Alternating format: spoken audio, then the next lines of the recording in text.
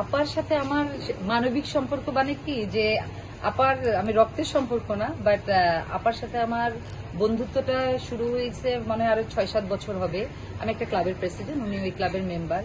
আপাকে আমি ভালোবাসা শুরু করছি, আমি ব্যবসা নিয়ে ব্যস্ত থাকি, কিন্তু আপা যে হিউম্যান মানবিক কাজগুলো করতো, এইবারে শিল্পী সমিতির ইলেকশনের আগের বারে যে গত যে শিল্পী সমিতি ইলেকশন হয়েছিল সে সময় আপা, যেহেতু আমি কিছু চ্যারিটিমূলক কাজ করি, তখন আপা আমাকে বললো যে ওনার কাছে 100 জনের একটা লিস্ট আছে।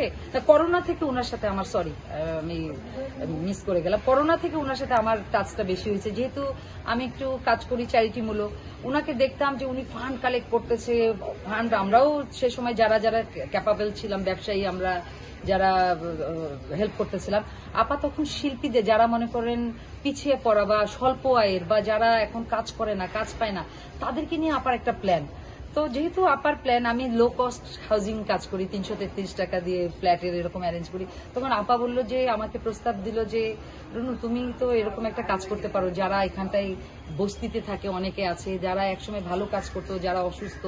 তো এইটা নিয়ে আপা আমার সাথে গত 3 বছর ধরে কাজ করতেছে। এর মধ্যে শাহানুরও কিছুদিনের জন্য আসছিল, সম্পৃক্ত ছিল, বাট শাহানুর ব্যস্ত হয়ে যাওয়ার পরে আপা লেগেছিল আমার পিছনে। রেগুলার আমার সাথে আপা ভিজিট করতো, যেত পূর্বাচলে এটা জিন্দা পার্কের পিছনে। ওখানটায় আপাকে আমি বললাম ঠিক আছে, 5 বিঘার মতন একটা জমি আলাদা করে দেওয়া হয়েছিল, যে ওখানটায় আপাতত 50 জনের জন্য আবাসন ব্যবস্থা করা হবে। আসলে এগুলা বলে উনার মানে ভালো কথা বলে শেষ করা যায় না। সবচেয়ে বড় কথা, উনি একজন মানবিক মানুষ ছিলেন। তার চেয়েও বড় কথা, উনি বাঁচতেন মানুষের জন্য। উনি মনে হয় ঘুমে রাত 3টার দিকে হয়তো অনেক সময় আমি ঘুমিয়ে পড়ছি যে এইটা ভালো কাজ করতে হবে, বা ওখানে এটা হয়েছে, বা ও অসুস্থ, বা শিল্পীদেরকে নিয়ে, বাইরের না, কিন্তু ওনার সব পুরো চিন্তা ভাবনাই ছিল শিল্পীদেরকে নিয়ে। আচ্ছা আপা, এই যে আপা অসুস্থ হলেন, আপা এই খবরটা আপনি কখন পেলেন বা হাসপাতালে গিয়েছিলেন কিনা? আপার সাথে আমার লাস্ট কথা হয়েছিল, আপা একটু ফান্ড ক্রাইসিসে ভুগতেছিল। তো আমার সাথে আপার লাস্ট 20-25 দিন আগে একটু ফান্ডের বিষয় নিয়ে কথা হলো। তারপর যা হোক আপার সাথে কথা হচ্ছিল, কিন্তু অসুস্থতার খবরটা আমি 1 সপ্তাহ আগে শুনছি। আমি যখন ইউনাইটেডের লাস্ট 2 দিন আগে গিয়েছি, মানে যেদিন পিজিতে আনার আগের দিনে আমি গিয়েছিলাম, আমি আপার সাথে, আপাকে আইসিইউ থেকে তখন সিসিইউতে আনা হয়েছে। তো তখন অলরেডি ওখানটায় 6টা থেকে 7টার মধ্যে ঢুকতে হয়। আমি যখন গেছি অলরেডি ক্লোজ, বাট আমি অনুরোধ করে আমি ঢুকেছি, কারণ আমার আপার সাথে কথা বলা জরুরি ছিল। তো উনি আমাকে ফোন করেছিল, কিছু একটা বলতে চায়, কি বলতে চাই তো আমি জানি না। তা আমাকে ফোন করার পরে, আমাকে বলার পরে আমি সঙ্গে সঙ্গে গেছি। আমি ঢাকার বাইরে ওই পূর্বাচলেই ছিলাম।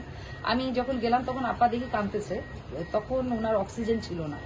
তো উনি আমার হাতটা ধরলো, আমি বললাম যে আপা হাতে চাপ দাও, দেখলাম যে হাতে শক্তি আছে। তো আমি কাঁদতেছো কেন?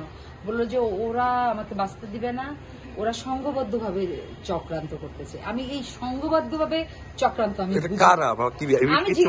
আমি আপার সাথে আরো কথা বলার সুযোগ ছিল, কিন্তু আমি এমনি টাইমের বাইরে গেছি। আপনি তো জানেন আইসিইউ বা সিসিইউতে অ্যাকচুয়ালি টাইম ওভার হয়ে গেল, এবং আপা তো ভালোবাসার অনেক মানুষ ছিল, অনেকেই যাচ্ছিল, বাট আমি লাকি যে কেউ সেদিন ঢুকতে পারে না। আমি অনুরোধ করে টাইমের পরে যে ঢুকতে পারছিলাম, বাট আপা আমাকে এই কথাটা বলার পরে আমি খুবই কনফিউজ। আমি আলোচনা করছি, ইউসুফ ভাই ছিল ওখানটায়, আমাদের জামাই ছিল, ছেলে ছিল, মনি ছিল। আমি বললাম যে আপা এই কথাটা বলতেছে কেন, সংঘবদ্ধভাবে চক্রান্ত করতেছে মেরে ফেলার জন্য, কে তারা? হ্যাঁ, এটা আমি জিজ্ঞাসা করলাম, তো আমি উত্তর পাই নাই।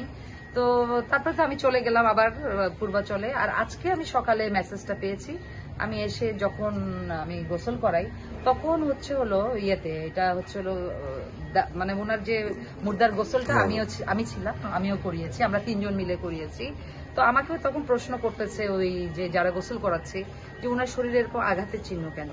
তো জিজ্ঞাসা করানোর পর আমি তো অ্যাকচুয়ালি অনেক গোসল করিয়েছি, এটা আমার ভালোবাসার জায়গা থেকে সবাই চলে যাব, তো আমি আঘাতের চিহ্ন বুঝিনি অ্যাকচুয়ালি। হ্যাঁ, তো ওরা বলতেছে যে বেড শোর যদি হতো, আমি বললাম যে মনে হয় ঘুমাইছিল বা বেড শোর, কিন্তু অনেক সুন্দর ফর্সা ছিল, তাই আমি শুয়ে ছিল বলে। না, শুয়ে থাকলে যদি হতো বেড শোরে, ওইটা একটা ওনারা যেহেতু ওনারা 100-150 গোসল করাইছে, বললো বেড শোর যদি বা অন্য কিছু হতো তাহলে অন্যরকম হতো। এটা 4-5 জায়গায় ছোপ ছোপ এরকম আঘাতের চিহ্ন। তো জানি না, এখন তো উপরে আল্লাহই জানে। আর তো আমরা জানি যে আপনার স্ট্রোক করে আসলে 4 দিন বাসায় ছিল, মনি কাউকে জানায় নাই। এই বিষয়ে মনির সাথে আপনার কথা হয়েছে যে কেন জানায়নি বা কিছু? আমি মনিকে প্রশ্ন করেছি। মনি হচ্ছে কি, মনি বলতেছে যে আপাকে সে হসপিটালে নেওয়ার জন্য ট্রাই করছিল, আপা যেতে চায় নাই। আপা 3-4 দিন বিছানায় টয়লেট করতেছিল, লুজ মোশন টাইপের এমন ছিল বিছানায়।